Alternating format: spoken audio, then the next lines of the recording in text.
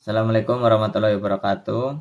Selamat pagi anak-anakku yang saya banggakan dan saya cintai. Pada kesempatan kali ini kita masih berada di suasana pandemi COVID-19, sehingga untuk aktivitas pembelajaran kita dilakukan secara online. Namun saya harap kepada anak-anak semuanya untuk tetap semangat dalam belajar dan tidak putus asa, dan tidak berhenti untuk terus berdoa memohon kepada kehadirat Allah Subhanahu wa taala agar pandemi ini cepat berlalu sehingga kita dapat beraktivitas kembali seperti sedia kala. Ya, wabah ini melanda hampir ke berbagai belahan dunia ya anak-anak semua. Jadi wabah ini tuh sejenis virus yang menyerang kepada sistem pernapasan manusia. Hingga untuk pencegahannya agar tidak semakin banyak ya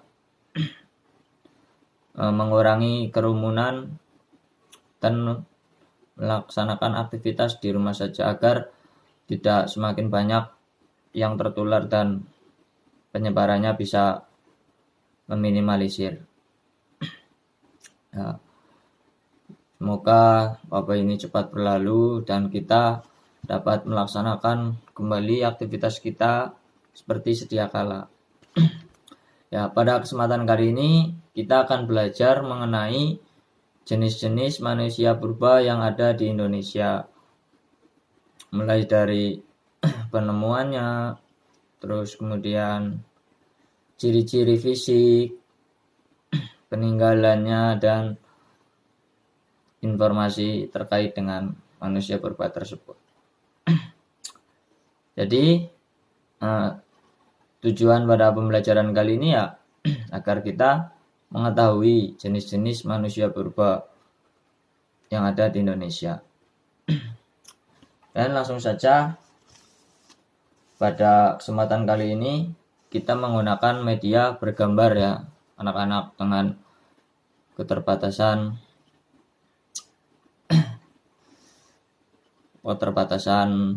ya karena situasinya lagi seperti ini ya anak-anak. Jadi kita harus tetap semangat belajar dan jangan putus asa. Ya.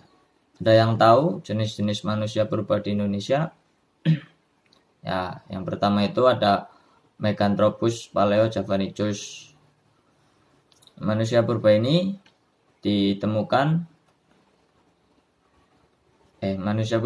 hidup pada masa Paleolitikum. Meganthropus paleojavanicus artinya manusia besar, manusia Jawa purba besar yang diyakini adalah makhluk tertua yang hidup di Pulau Jawa. Ya mohon maaf ya, saya sambil membaca materinya. Kemudian mereka diperkirakan hidup sekitar 1 hingga 2 juta tahun yang lalu. Fosil rahang bawah pada manusia purba jenis ini diperkirakan berukuran besar. Kemudian fosil manusia purba ini ditemukan oleh Van Koenigswald di Sangiran pada tahun 1936 dan 1941. Van Koenigswald menemukan Meganthropus ini memiliki rahang yang ukurannya itu besar ya anak-anak semua ya. Dan kemudian bentuk tubuhnya itu tegap besar ya, sesuai dengan namanya tadi ya di awal ya, bahwa manusia Jawa purba yang memiliki tubuh besar. Maka dari itu namanya mega kan artinya besar. Meganthropus paleojavanicus itu berasal dari Jawa purba. Kemudian ukuran tulang pipi itu tebal tonjolan kening yang mencolok, dan tonjolan belakang kepala yang tajam, serta sendi-sendi yang besar. Jadi ada gambaran ya anak-anak ya, bahwasanya ketika tubuhnya itu besar, otomatis bagian rahang, bagian ya tubuh lah, sekitar tubuh itu pasti ukurannya besar ya, mengikuti dengan rahang ya kan. Nggak mungkin kalau misalkan badannya kecil kemudian rahangnya besar kan, ya nanti ya nggak logis gitulah ya. Jadi ya semuanya besar gitu loh. Kemudian ciri-cirinya, ciri-ciri yang pertama yaitu sudah pasti ya, memiliki tubuh yang kekar dan tegap.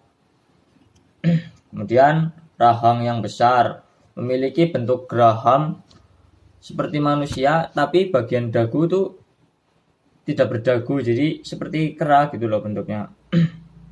Kemudian memiliki tulang pipi yang tebal dan ada tonjolan di kening bagian belakang kepalanya. Jadi seperti itu ya kurang lebihnya ya. Kemudian makanan pokoknya adalah tumbuh-tumbuhan. Jadi karena zaman dulu kan belum ada kayak sekarang ya, belum ada rocket chicken ataupun apa gitu. Jadi makanannya masih yang berasal dari alam gitu, seperti tumbuh-tumbuhan gitu. Kemudian selanjutnya diperkirakan hidup pada 2-1 juta tahun yang lalu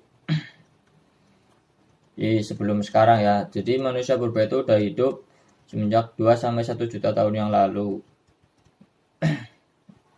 Ini penemuannya pertama yang menemukan itu yaitu Van Koenigsberg di Sangiran pada tahun 1936. Nah, bentuk contoh gambarnya seperti ini anak-anak.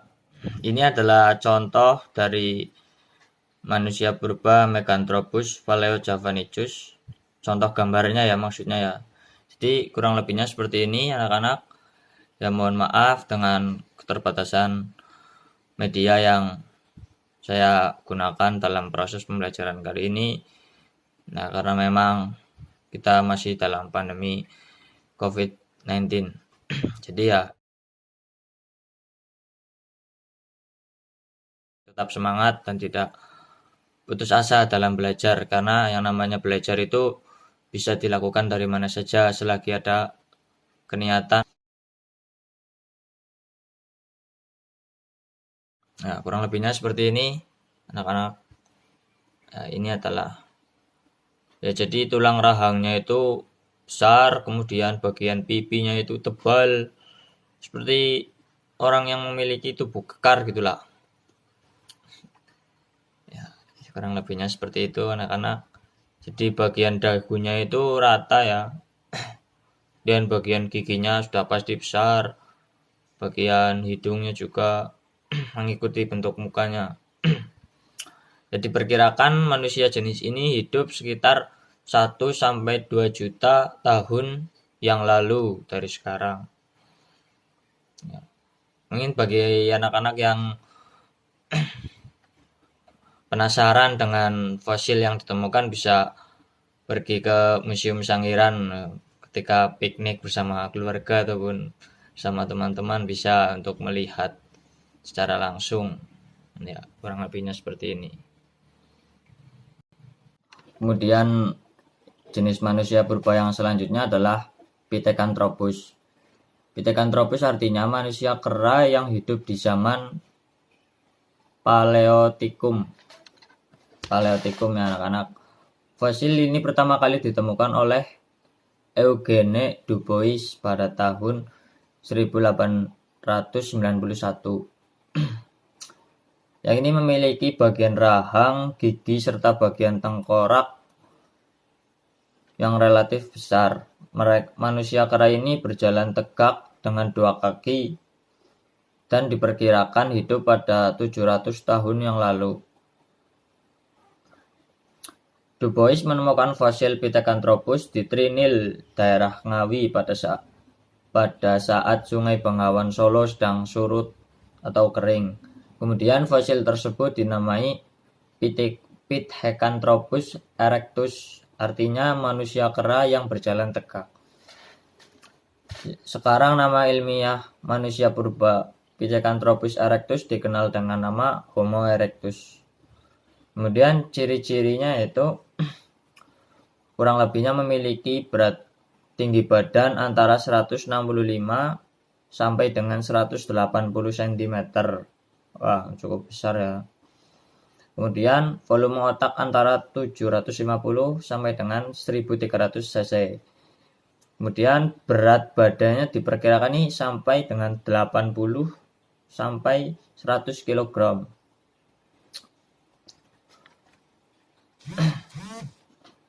Kemudian dari beberapa sumber penelitian, manusia purba jenis Pithecanthropus itu memiliki yang pertama mengenal api untuk membakar hasil buruannya, sehingga ya, ketika manusia purba itu berburu untuk mendapatkan makanan, kemudian setelah itu menggunakan api yang mengandalkan makanannya dari alam dan menangkap ikan.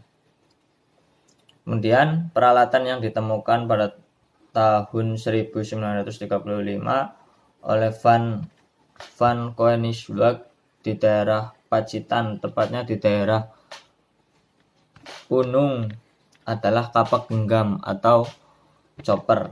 Nah, ada yang tahu kapak genggam ya? Sekilas bentuknya mirip dengan kapak yang sekarang ya, anak-anak.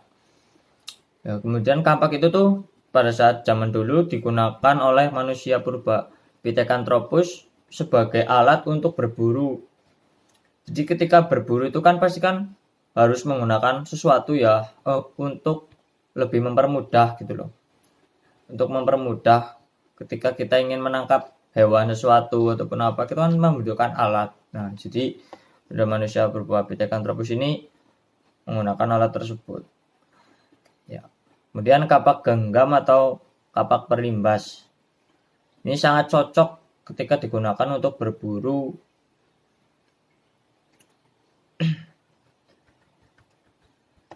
Ya, kemudian ada Pithecanthropus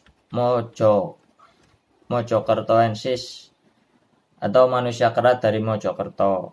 Ditemukan di daerah Perning, Mojokerto pada 1936 sampai dengan 1941 oleh Van Koenigsberg. Fosil yang ditemukan berupa tengkorak anak-anak berusia sekitar 6 tahun. Jadi fosilnya tuh ditemukan tuh anak-anak ya, lebihnya 6 tahun usianya, walaupun ditemukan lebih muda dari Pithecanthropus erectus oleh Du Bois. Fosil Pithecanthropus mojokertoensis ditafsir merupakan jenis manusia purba yang lebih tua usianya dibandingkan dengan yang lain. Jadi ditafsir menurut jenis manusia purba ini lebih tua usianya dibandingkan dengan yang lain, seperti itu. Kemudian ciri-cirinya itu yang pertama berbadan tegak. Jadi badannya pasti tegap sigap gitu ya. Kemudian tidak berdagu. Di sininya tuh rata gitulah, enggak membentuk seperti ini, mungkin rata. Ya enggak mungkin ya, memang rata sininya. Kemudian bagian keningnya itu agak sedikit menonjol, anak-anak. Tinggi badannya sekitar 165 sampai dengan 180 cm. Kemudian volume otaknya sekitar 750 sampai dengan 1300 cc. Tulang geraham dan rahang gigi lebih kuat. Ya pastinya tulang giginya kuat ya manusia zaman dulu ya, manusia purba ya, karena makanan mereka pun masih benar-benar yang dari alam gitu loh. Enggak kayak yang makanan kita sehari-hari yang sudah tercampur maupun bahan zat-zat kimia ataupun bahan pengawet gitu loh. Jadi otomatis orang dulu lebih kuat, tidak gampang sakit kayak sekarang kita ini. Daya tahan tubuhnya tuh lebih kokoh, lebih kuat. Kemudian yang selanjutnya cirinya adalah tulang tengkorak lebih tebal. Tulang tengkoraknya lebih tebal anak-anak. Kemudian tengkorak berukuran lonjong. Hidup sekitar 2 hingga 2,5 juta tahun yang lalu.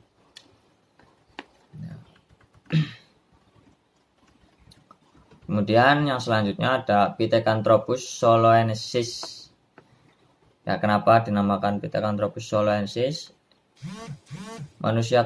Yaitu manusia kera dari Solo, ditemukan daerah Dandong di lembah Sungai Bengawan Solo antara tahun 1931 sampai dengan 1934. Fosil penemuan von Koenigsegg dan Weiderich ini berupa 11 buah fosil, yaitu meliputi tengkorak, tulang rahang, dan gigi. Seperti itu. Kemudian fosil Pithecanthropus ditemukan pula di Cina, tepatnya di Guangzhou Qiantai-Tian dekat Beijing. Ya, kemudian benda-benda peninggalan Pithecanthropus ya. Jadi dia itu ditemukan juga peninggalan-peninggalannya seperti yang pertama itu kapak tadi ya, kapak yang untuk berburu ya. Kapak perimbas. Kemudian di samping itu juga ada kapak yang lain seperti kapak genggam, kapak penetak, dan pahat genggam. Kemudian alat-alat tulang dan alat-alat serpih untuk memotong daging seperti itu. Ini adalah contoh gambar dari manusia purba Pithecanthropus soloensis. Ya, ini adalah contoh dari manusia purba Pithecanthropus soloensis. Kurang lebihnya seperti itu contoh dari gambarnya. Jadi situ terlihat jelas ya bahwasanya memiliki ukuran rahang yang besar, kemudian bagian kepala yang agak sedikit lonjong seperti itu ya anak-anak ya. Badannya pasti kekar, kemudian berjalan tegap, memiliki rahang yang kuat serta pandangan yang tajam. Ya, ini adalah contohnya, anak-anak bisa dipahami ya sampai sini ya. Kemudian jenis manusia purba yang selanjutnya adalah Homo sapiens. Yang menurut beberapa peneliti yang meneliti manusia purba jenis ini tuh yang dianggap yang paling cerdas daripada yang lain-lainnya. Kenapa? Homo sapiens ini merupakan jenis manusia purba modern. Ya, ukuran tubuhnya kurang lebihnya sama seperti kita gitu loh. Seperti manusia pada umumnya zaman sekarang. Kemudian mereka juga disebut sebagai makhluk manusia purba yang tercerdas. Ya, yang tercerdas. Ciri-ciri manusia purba Homo sapiens itu berjalan dengan tegak ya. Ketika berjalan tuh posisi tubuhnya tuh tegak sama seperti manusia purba yang lainnya. Ya, meskipun tidak semua sama tapi hampir mirip-mirip sama seperti itu. Kemudian memiliki volume otak berkisar di angka 1650 cc. Kemudian memiliki muka datar dan lebar. Dan selanjutnya memiliki akar hidung yang lebar. Jadi bisa ada bayangan ya mengenai gambaran manusia purba jenis ini. Kemudian sedikit menonjol di bagian mulut.